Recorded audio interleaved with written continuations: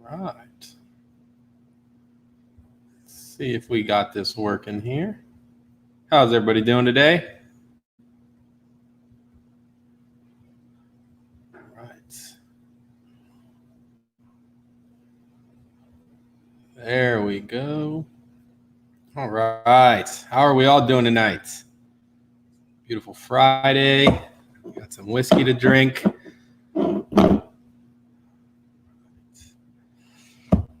So tonight we're going to be tasting some Speyside. I know you guys don't know me, but my name is Zach. I am our Southeast ambassador. I do work full-time for the Scotch Malt Whiskey Society. Super excited to be here. I apologize if there's a mess in the back. I'm actually in the middle of moving, so it's a little messy, but I'm no Ben, so I don't have a beautiful backdrop for my tastings. So we'll have that soon.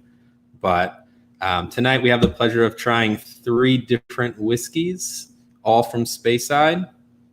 It's going to be a little bit different from the last 2, as in I think there's a very exciting bit here.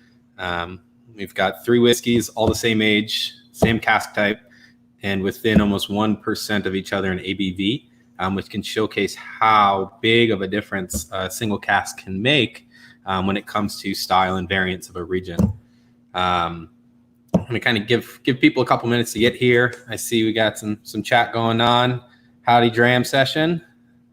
Seth, good to see you. Ben, Jenna, I appreciate your support here. You guys are awesome. Karen, how's it going in DC there? All right, we got Carrie here from Florida. Hi, Carrie. Hi, I'm in Florida too. We got nice hot weather down here.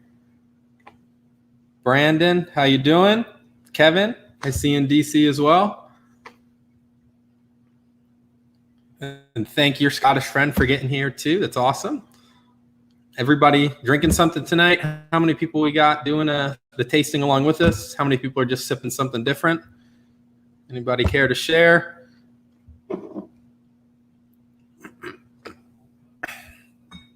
Right. I'll get mine poured here while people start to funnel in. What was the healthy pour? All right, I'll get to that in a second, but I'll let it go ahead and get warmed up.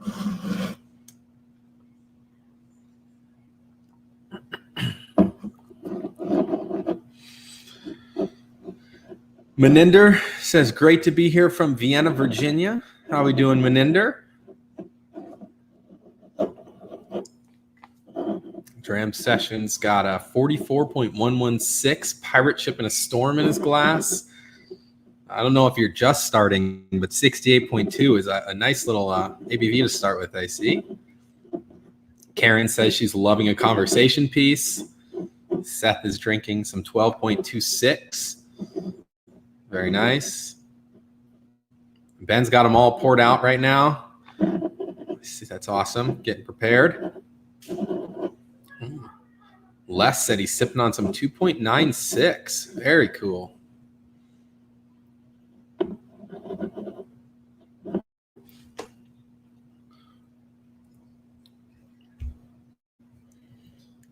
Black Dragon 96 says hi from the other corner, Seattle. Man, you're out there. Samuel says hello from Arizona. How you doing, Sam? And Carrie said she's finishing up her last swig of 36.76. Yum. Ebis says hello. Hi, Ebis. How are you? All right. I see as everybody starts to funnel in, we can kind of get started. So again, like I said, we're going to be tasting 3 whiskeys tonight, all from the Speyside region. We are doing our Speyside Coorie. And, you know, a little bit about Speyside in terms of, you know, everything is essentially is Speyside is actually the smallest region put up in a pocket in the northeast corner of the Highlands. And it's actually the smallest region, but has over 50% of all distilleries in Scotland kind of tucked right into that region. The region is named after the River Spey that runs directly through the middle. And it's kind of broken off into neighborhoods, essentially, based on the river that runs near the town. So you'll see, actually, if you go online to purchase some of the Speyside bottlings, you'll see something like Speyside Devon or Speyside Spey, Speyside Lassie. It's just them talking about the neighborhood that it comes from. However, this has nothing to do with the profile or the characteristic of the whiskey. It is more just a geographical, location for them to base it on. So other than that, we can go ahead and get started with the first one if you guys want. Maninder says 6.34 tastes heavenly. Fun, because that's what we're going to be starting with. We are starting with cask 6.34. It is called Boundless Intemperance. If you guys want to take a look at that. Right. And this is the start of, like I said, our 3-bottle tasting of 3 Speyside whiskeys, all at 12 years old. All in refill hogshead casks, and they are all between the ABV of 58.5 and 59.4. So again, this is a very fun side-by-side. If you have this here with you all, to see how big of a difference a single cask in the location of the warehouse can have an effect on the whiskey. So this one, like I said, is a 12-year-old, 6.34, is sitting in at 58.6%, coming from the region of Speyside. It is in a refill hogshead, a bourbon hogshead. So it is, not going to have too much of cask influence, but it is going to have, a player in the game. So we'll get started in terms of nosing. Similar to what Jenna talked about yesterday. My nosing, I usually do keep my mouth open a little bit. I think that the air that you're breathing in can kind of bring that flavor too. Ben spoke about it. Most of the flavor that you're actually getting is coming from your smell and not from the taste. Man, super light. A lot of honey on that for me. Yum, yum. Got some more people. Ryan Walters says hi from Charleston, South Carolina. Karen asks if there are any I don't love. Yes, Karen. I love all whiskey equally, but there are some that I will reach for much, much earlier than others. Unlike our friends here the other day, I'm not the biggest peat guy. There's always a time and a place for me, but peat's not the first thing I reach for. So I'll be the first to say that. But thankfully, you don't get too much of that out of Speyside, so it's not too bad.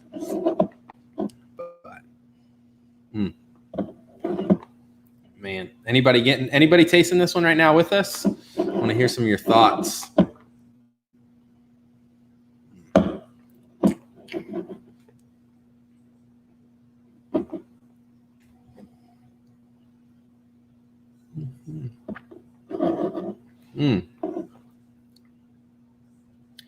Man, so like Jenna did, I'll read a little bit of this.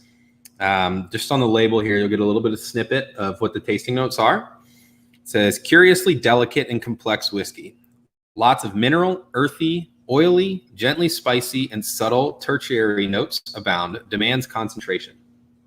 So I can definitely see that. This isn't something that I personally would sit and watch a show. I wouldn't just sit there and sip on it. This is something that I'd want to sit down and, as Ben does, turn the lights off and just focus on this. Like you would do it with a book or something. Ben said there's a nice balance between floral and malty notes. Absolutely. I was thinking almost like a barnyard of hay and white flowers, a little bit of earthiness. I'd definitely say there's a bit like some waxy, oily, buttery biscuits almost.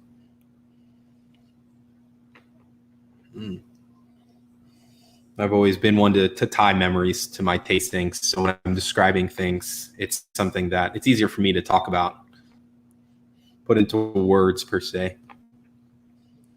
Let's go ahead and taste on it.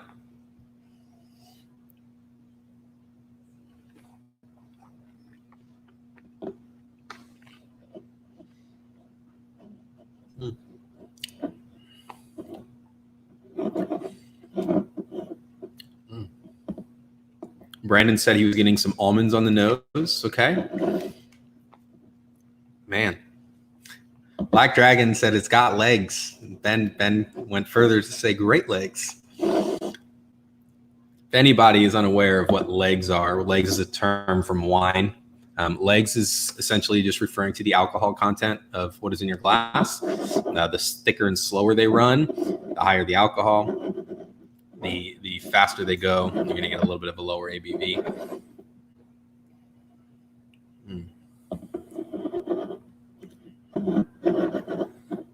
Jennifer says we're from Seattle too. Very nice.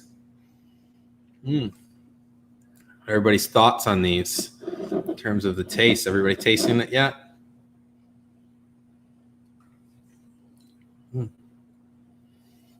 I like this. I smell a lot. Smelling is a thing for me. So when I go and drinking whiskey, I will smell just about everything that I come near.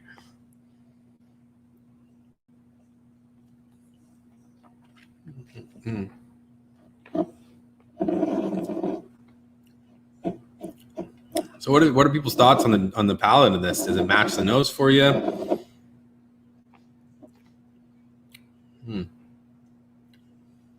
Getting a little bit more spice for me here. Not too spicy. It's not overwhelming, but it's definitely more on the forefront here, more so than it was on the nose. Jenna said for a light and delicate, it's so robust. I can definitely agree with that.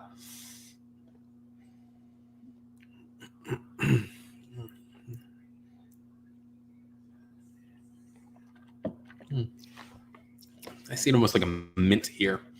I don't know if anybody else is getting that.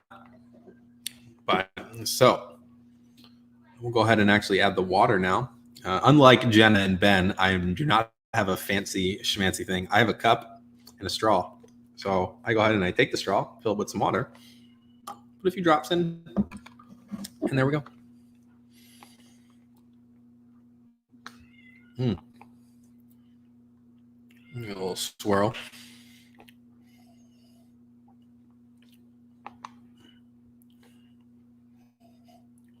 It's a little bit thicker, more viscous on the nose for me with water.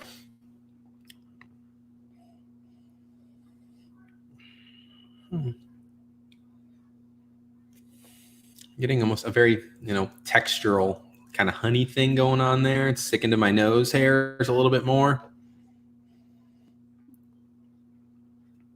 Alec Rogerson says, hi, everyone. Hi, Alec. Good to have you. Anybody noticing any big flavor changes here with the water? I'm actually getting a lot more of underripe red fruits here. Like those strawberries you get at the store that are still white on top and a little bit of green before they get red.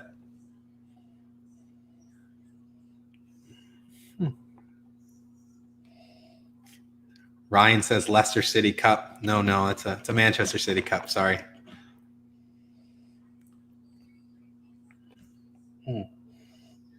There's a little bit of citrus for me, almost some orange rind.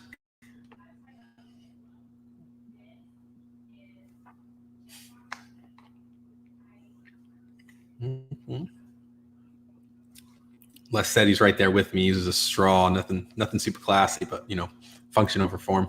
Hey, gotta do what you gotta do. Black Dragon says definitely getting more spice after the water. Some peppercorn and kettle corn. Okay. You see some like pink peppercorns in there. What about on the palate? Anything different for you? Overwhelming? Did you like it better without the water?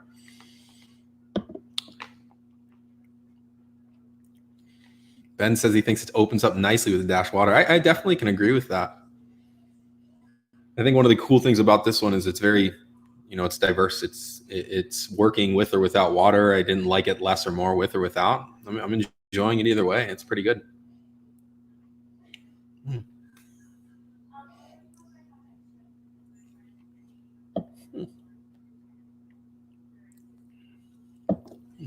John Crutchfield said, hi all, receiving my first bottles tomorrow. Very excited. That's awesome, John. Which bottles did you order? Curious to hear. I love hearing everybody's excitement and what they're getting. Jennifer says she likes it with water. Okay. Right. I want to hear everybody's thoughts on this. If you're trying it, if not, anybody switching to a new one, or are we kind of changing it up, going to something different?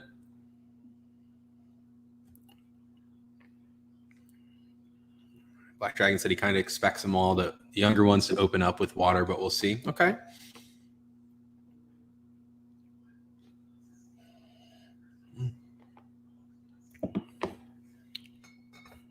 Let's see. And these healthy pours are definitely worth it on a Friday night. Everybody have a great week. Everybody happy it's the weekend. Jennifer said she's tasting along with us. Very cool. So next, actually, so you guys, if you're finished with this glass, if you want to get it prepared, next we're going to be trying cask 85.56. So if you've got that one, go ahead, pour it in your glass, let it breathe out, do whatever you'd like. But we are going to be going to that one next. Mm-hmm.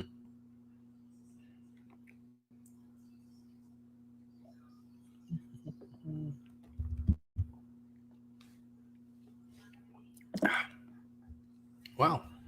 I'll go ahead and get this poured while we wait.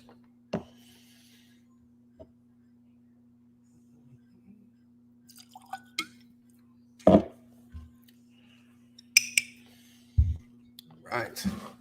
A little bit of water going. Clear off the palate.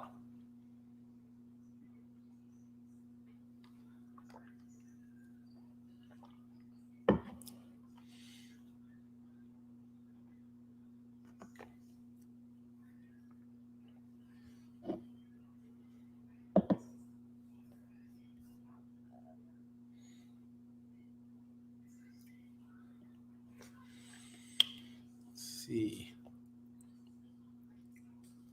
Seth adds, does the age impact how water affects the whiskey? Not necessarily. Essentially what the water's doing is when you put drops of water in your whiskey, which is why a lot of people recommend that over ice cubes or ice balls as dilution. And when you add that water to your whiskey, essentially it's breaking up those chemical compounds and those long amino acids, and it's bringing those up to the top of the whiskey. So now when you go to smell it and taste it, those are still in the glass. And it's just opening it up. So the higher the ABV is really just going to break down the ABV. That's how they proof down whiskey, is you're adding water to it. And it's adding the content of water up closer to the content of the whiskey. That's all. Age doesn't really matter. John said he picked up cask 1, cask 35, and cask 95 from the current outturn. Very nice. Alex says he wonders if pairing it with food would bring out more flavors. Curious. Not sure. I have not done that yet. But it very well could, just like pairing food with cigars or coffee with cigars, or, it all works out, especially with wine and food. Trying it earlier in the day with our senses more heightened. Okay. If you would like to drink at 9 o'clock in the morning, please let me know how that goes. I'm still sleeping. Ryan asks what the numbers mean. Well, we can definitely take a pause here and go over that. I'll go over the new one that we've got here. This is cask 85.56. It is called Gentle and Evocative. Again, it is a 12-year-old whiskey. But in terms of the numbers themselves, if you take a look here up in the corner, see if you guys can see that. The first number on the bottle is referring to the distillery. It's our distillery code. So code 85 is referring to the distillery. The two numbers are the numbers after the point. This one in terms is 0.56. That just refers to the cask number or the number of casks that we have bottled from that distillery since we've formed in 1983. So this one, it is the 56th cask of whiskey that we have bottled from Distillery 85 since we started. So it's just a basic system. The numbers after the point don't have any reference to quality or anything like that. It's just a matter of stats. So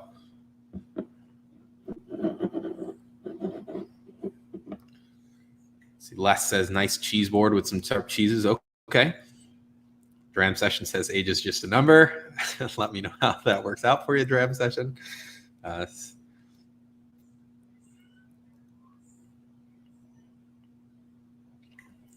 If it ain't day drinking, you don't start early. That's fair. That's 100% fair. Steve says he's getting more caramel and vanilla notes in the 85 than he is in the 6. Okay. Well, as we're on that note, Gentle and evocative, like I said, 12 years old, so the same age. Again, refill hogshead, no different than the first one. So it's sat in the same type of cask for the same amount of time as the first one.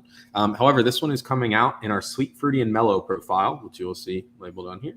You'll also be able to see the name on the website. This one, though, is coming in at 58.8%. So it's barely like 0.2% higher. So it's not making that big of a deal in the ABV. So this is allowing us to figure out how different and how interesting single casks are.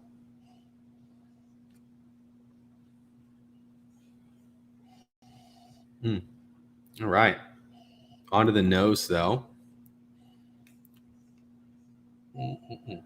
This one's got a lot of tropical fruits for me. I'm getting a lot of like papaya, some heavier fruits, maybe like some mangoes.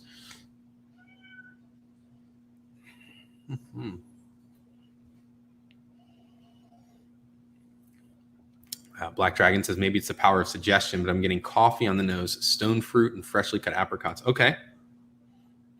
I'm getting almost like a sweet butterscotch. So it's like an ooey gooey type of thing. It's not as thick as caramel.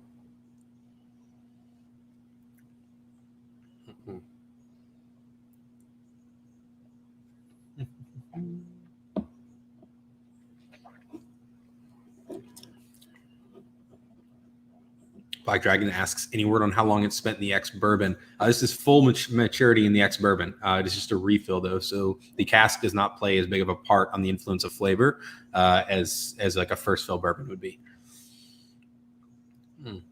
Jenna says, Brock's milk-made caramel and nose. Okay. I get that like ooey gooey. I guess that's where I'm seeing my like sweet butterscotch from. You know, that chewy caramel, not the hard stuff. Ben says more tropicals than the first one. I 100% agree there. Ryan says lots of honey on the nose. Speyside is actually very well known for having a lot of honey and vanilla in their typical whiskeys, as we would call them, which is not a single cask. But 100% agree there. There it is. Jenna, 100% agree with the tropical fruits and gooey caramel brown sugar. Very much so. I'll go ahead and taste through this one now, too.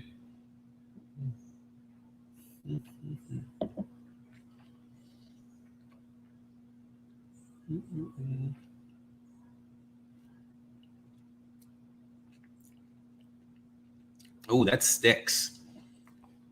Like super strong tannins. Yummy.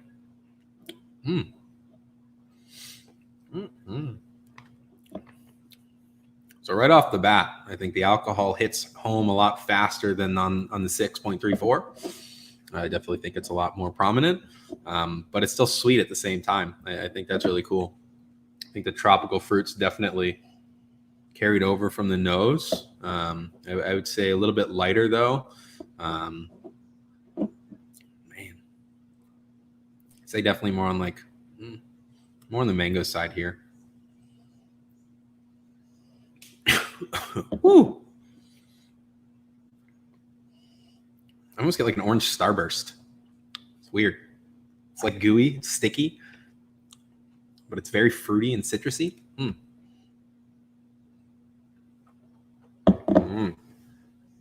Let's get some water in here. Fancy pour. Ooh. Right. Apologize for that. Hit my mic. What do you think about adding the water here?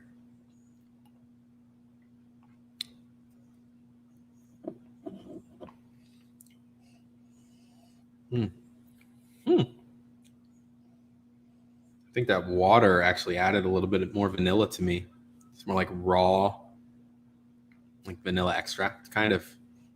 Brandon says, my wife and I are both getting some nutmeg. Okay, some baking spices in there. Black Dragon says on the palate, there's sweet, but there's also a tiny bit of bitter, like some citra hops. Okay. Ben's going to get in an argument saying he thinks orange starbursts are the best. To prove him wrong, I'm just going to say that they only came out with a bag of 100% pink starburst because those are the best. I don't see bags of 100% orange, but I'll leave it at that. I'll let chat kind of go at it with you there. Ooh, I'm getting almost like a citrus marmalade now with the water. That thicker, more viscous kind of feel. Or like that fruit salad with the grapes and the vanilla yogurt on top. There's still a little bit of spice, but I don't see it taking over the dram by any means.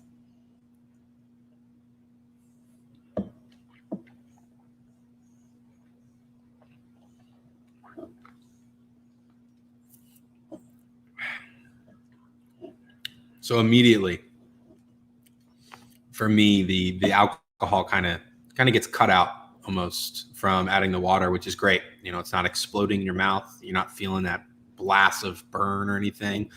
I think that been big. Brandon says Ben, pink is the only way to go. Okay.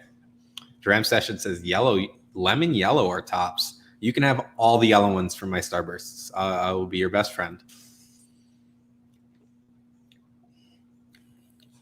It's almost like a tangy spice here on the palate for me. I don't know about you guys. Anybody getting anything different here with water on the palate? I think the nose had a bigger impact from the water than the palate did, on my end at least.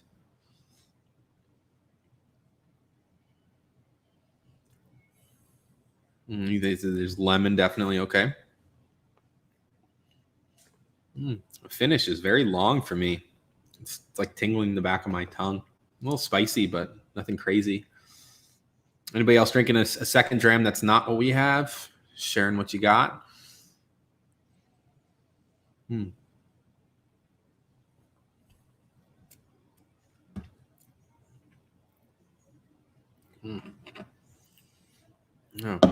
Just go over the tasting notes on this one. Let's see. This one says the nose combines tropical fruits. Okay. Turkish delight and sherbet lemons. Okay. The taste has lime on mango, melon, lemon puffs, and sweetie tobacco. Okay. All right. It's a good one. That was fun. Again, just so everybody can see what we just had. 85.56. Let's go ahead and finish this one. Get on to the next. Karen says she's drinking Flavorsome and Fabulous. Ooh. Black Dragon's got a bottle of Diplomatico exclusive on standby. Okay. Carrie says we have a 63.53 next door to what you're drinking. Very similar profile to what you have. Okay. Ryan asks, what can you tell us about the distilleries that produce these whiskeys?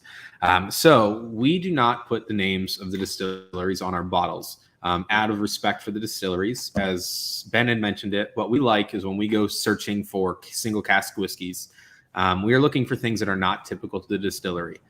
So we don't want to compete with anything that they do. So just out of respect, we do not put their names on there. But it also allows us to sell whiskey from distilleries that wouldn't typically sell single casks or sell to independent bottlers like us by respecting not putting the name. So just for that, we aren't able to tell you the name of it.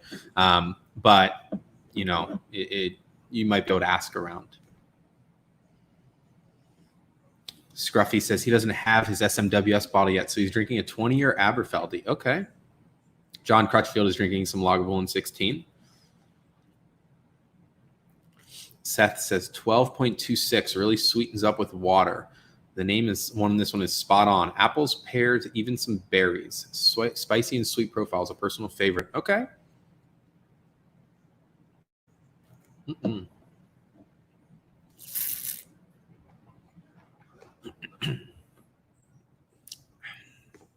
Some water, clear out the palate. Man, that one was good. That was a good one. I enjoy these sweet, fruity, and mellow profiles. Anybody else have a favorite profile from the Scotch Malt Whiskey Society? Not playing favorites, but you know.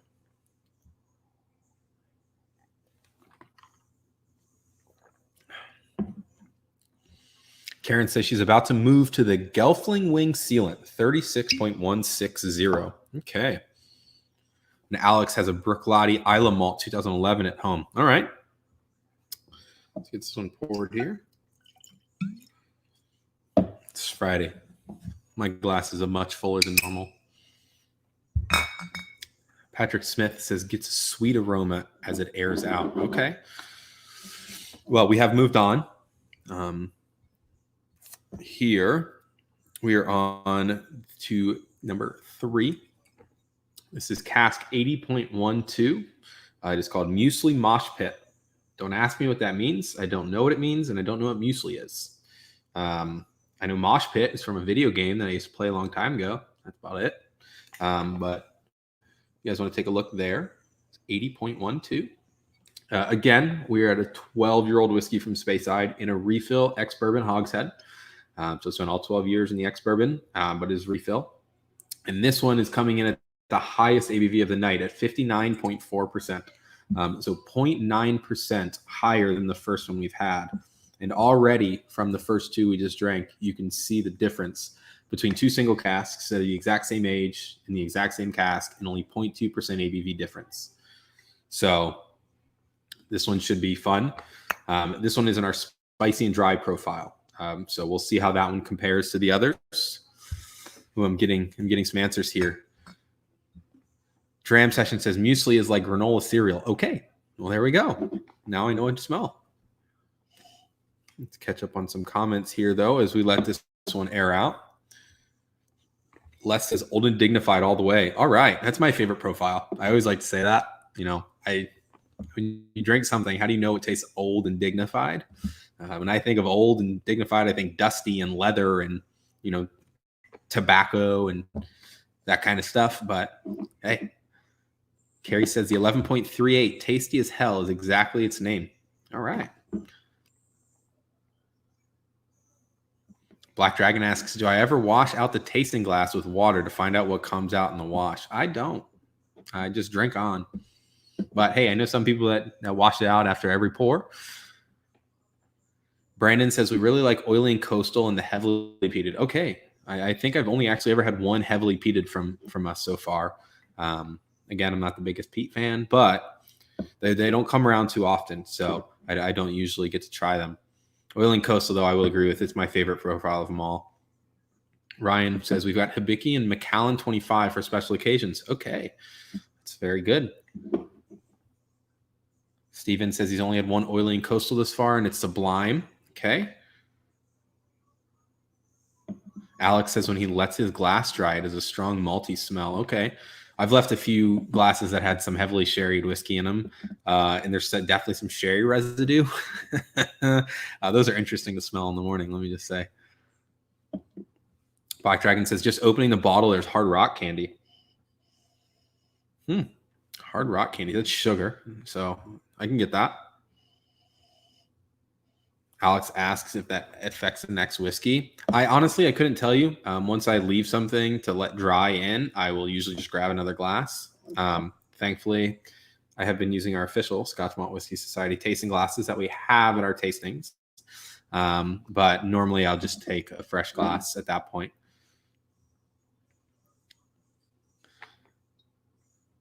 Brandon says he's using fresh glasses for every pour. Okay.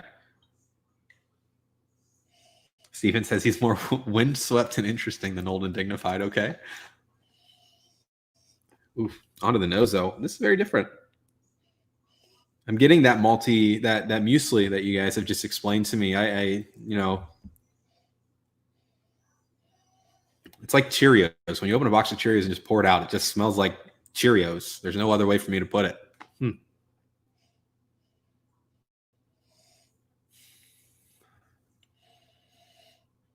I'm also getting this weird sense of, when I was a kid and we always used to choose sunflower seeds at school. I had ADHD. I had nothing else to do, so I needed to do something. So I choose sunflower seeds. Feeling like that branch powder coated sunflower seed.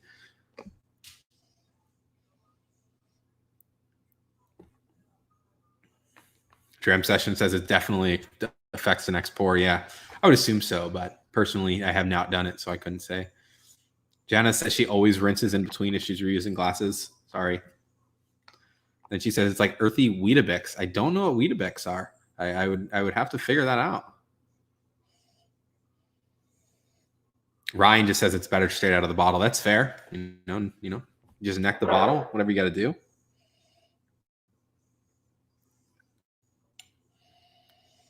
Les is saying it's barley sugar, malty, but still slightly sweet. Okay, I can get on with that. I'm almost getting some like gravy that's left, not like stuffing gravy and stuff with all stuff on it, but that really thin gravy that you've got sitting there.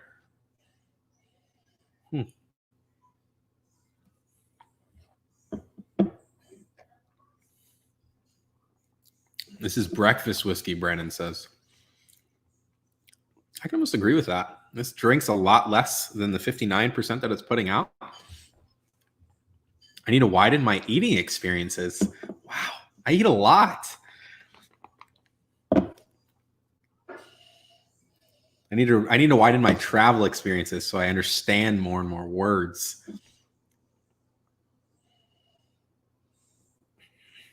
I guess I'm gonna have to start eating more, guys. Jeez.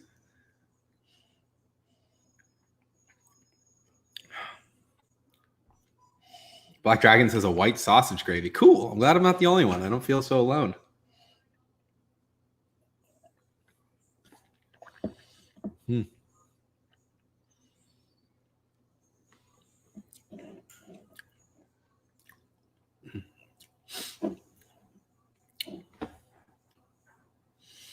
Ben says this one is FA. Don't know what FA means, but I'm sure it means good. Jenna says there's a floral kind of bang in the back of the palate. I was going to say it's like a gingery kind of thing. Ryan, have you been to Scotland? I have, and I do love haggis. They're my favorites. I actually have a personal travel thing. When I travel to other countries, I only eat and drink what is of the culture. Man, let me tell you, going through Scotland was really difficult. It was one of my first travel experiences, and I had no idea what I was eating. But hey, got to do it. I don't know what muesli is, and I don't know what wheat sticks is. It's true, I don't. But I love learning. So as long as you guys are teaching me, I'll continue to ask the questions.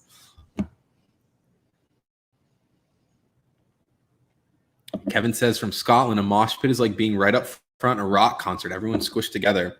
So what we're saying is we have a grainy rock concert with a lot of hot and sweaty people all over the place. Huh. I don't know about that. But this one says an easy and satisfying dram with loads of cinnamon, savory character, grassy zing, oats, cereals, tout maltiness, and pin sharp citrus fruits. Okay. This is easy. I think this is drinking probably the lightest of the three. I think the flavors are a little bit more out there. They're a lot easier to get. I don't think they're hiding behind anything. Les says black pudding. Dram says hot and sweaty cereal. Okay, it's like when you sit it in the milk and you just let it sit too long because you forget about it. That's the worst. I wouldn't compare that to this though. Black Dragon says there are floral notes, rose petals, and a food processor with honey nut Cheerios. Very descriptive. I like that. Karen says it smelled like I said it does. That's the oat grain. Yeah. I love it. I think that's awesome. Let's add some water. Let's see what we got here.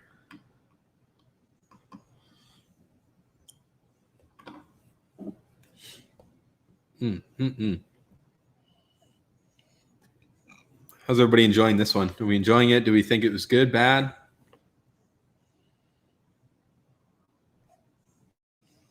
Ryan asks, since I've been to Scotland, can I break out my best Scottish accent while describing my favorite Scotch? I cannot. I'm still working on my English accent and my American accent. So I do want to perfect those before I get anywhere else. And it's pretty embarrassing as well. And we've been drinking a lot of whiskey, but it has not come out that yet. Brandon said it's like a wet hopped beer. Wow. Black Dragon says 2 whiskeys in, there's almost nothing left on the palate. Okay. You know what they say, you practice, you drink more and more, and it'll work out.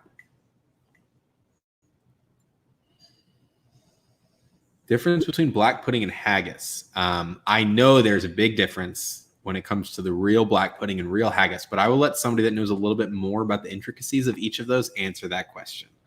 Patrick says it lingers warm in his mouth. Okay. I'm getting a little bit of a smoky cereal malt almost. It's not like crazy. It's not like peat or anything, but I think it's more malty than it was without the water. I'm getting to like some like red apples maybe.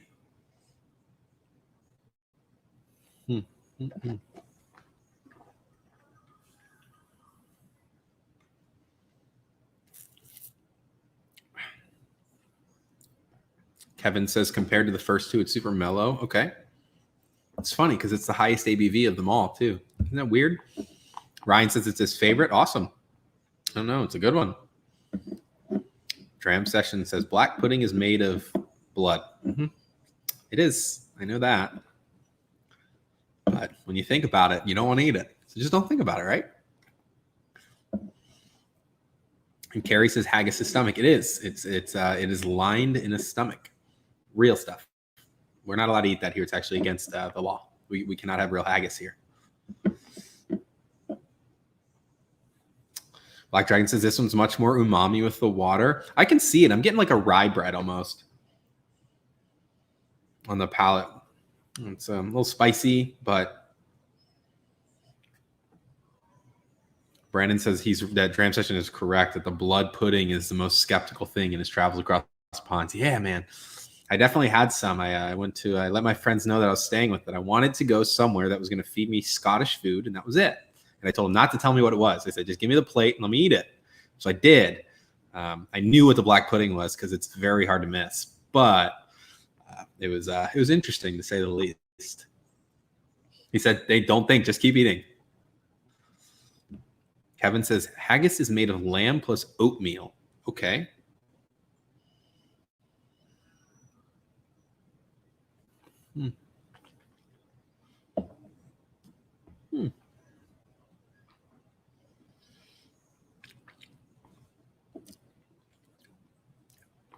It's sticking more, I think. I think there's a little bit more of almost, again, more of a tannic structure there, sticking to it. It's good. I think it's a higher ABV, but it's definitely not sitting on the tongue. So I'd much rather it stick on my lips and my tongue. This is a good one. I very much enjoyed this. It surprised me because normally the spicy and dry category is my thing. I actually... In whiskey, I liked a lot of sherry and those big dried fruits, the leather. Those are usually my go-tos. And this doesn't get a lot of that, but this is a good one. Seth said, just switch to 95.31. Great dram and buttery on the nose. Very good.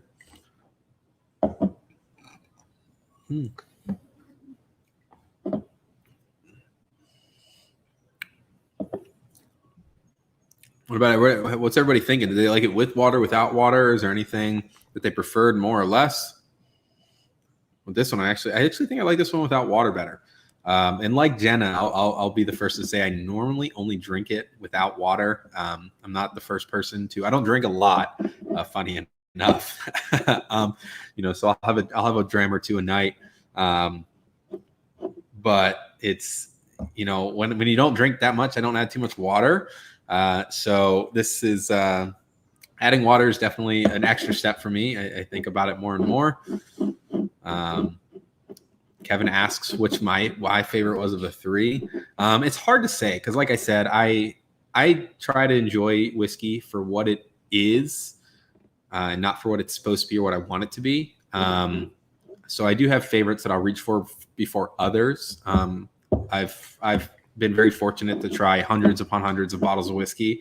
And I think there's only been maybe two that I would never reach for again. But other than that, I think of the three, if I had to, I'd reach for 85.56 first. And then after that, I'd go for the 80.12.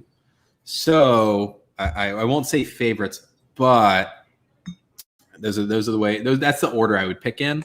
But for there's different times and places for things. So Jenna says, I think this had the most full experience from nose to palate to finish, a lovely little sensory roller coaster. I can agree with that. I think there was something going on at every part of the drink, from the nose to tasting it first, adding the water and the finish. I think there was a little bit going on there.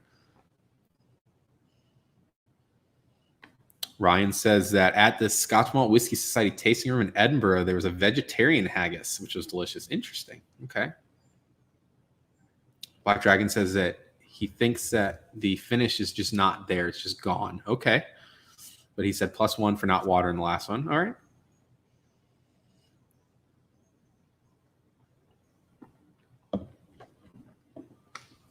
Steve says he can taste more of it with water, but it lets it linger on the palate longer without burning. Okay. Brandon says that they agree that they prefer this one without the water, but the other two are good with water. Okay. All right. Yeah, no. This was the most interesting. But yeah, so I think this one was a lot of fun. This is something for me where, you get a region, or you get a name of a distillery, and it's really difficult to kind of taste it and go into it with no judgments whatsoever. But when you come with 3 bottles, you can see the flavor profiles here. 3 bottles at the same age, same, very, very similar ABVs, exact same cask type from the exact same region.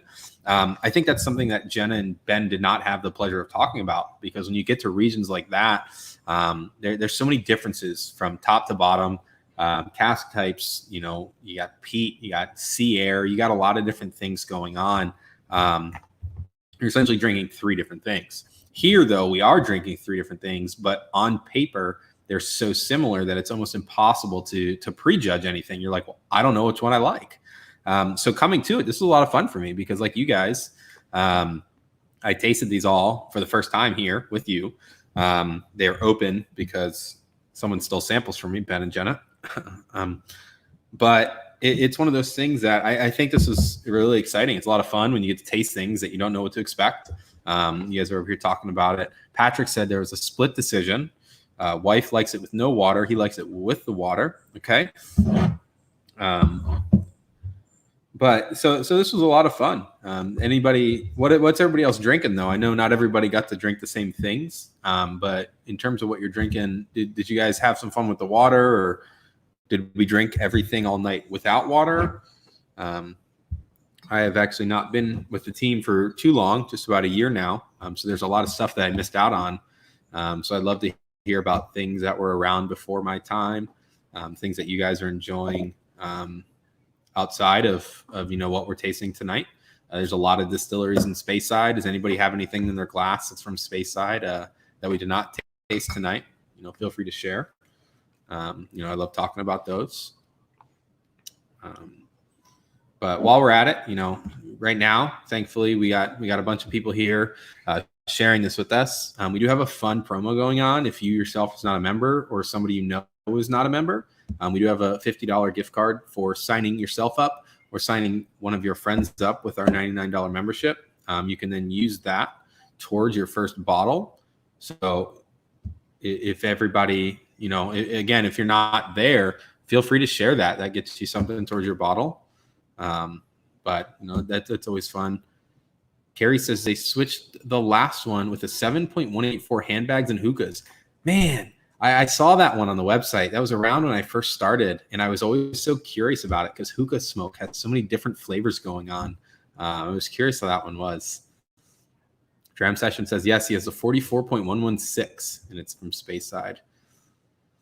Black Dragon has a Caribbean rum cask, Glenlivet in root. Oh, pardon me. Les says, I'll have to visit them at Jig and Reel in Knoxville. By all means, I will 100% make my way there. I'm super excited about it. I've actually not been to Knoxville yet. I drove through it one time. So you'll have to show me around. Seth says, since joining the Scotch Malt Whiskey Society, he tries everything without and then with water. It makes a big difference, especially for cask strength. 100%. I know I said I don't do it before, but when I do tastings, I do very much like to enjoy it with water and without. I think it allows you to see different sides of it. When you're drinking a typical shelf bottle or something that distilleries put out more, it's hard to add water to something that's already been proofed down so much because you just never know. That's the beauty of cask strength is there's always enough alcohol there for you to work with it.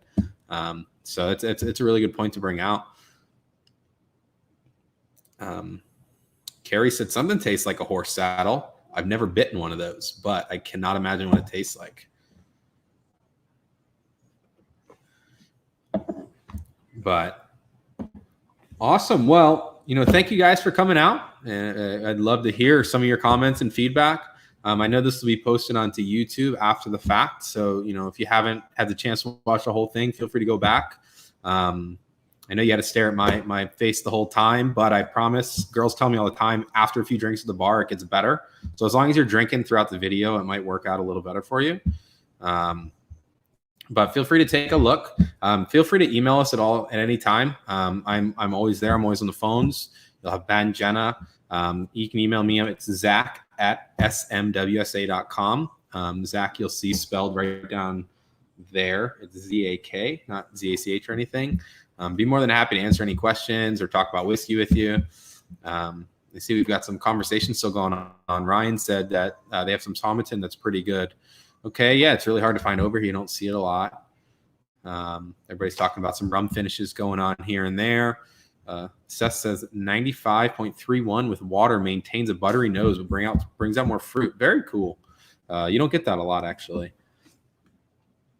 But awesome. Well, thank you guys for coming out. Hopefully we'll see you again soon. I know we'll have a lot of these going on, so feel free to tune in, whether you're a member or not. Bring your friends. Thankfully, you don't have to buy any tickets. So you just hop on and come out. So I will see you guys next time. Have a good one.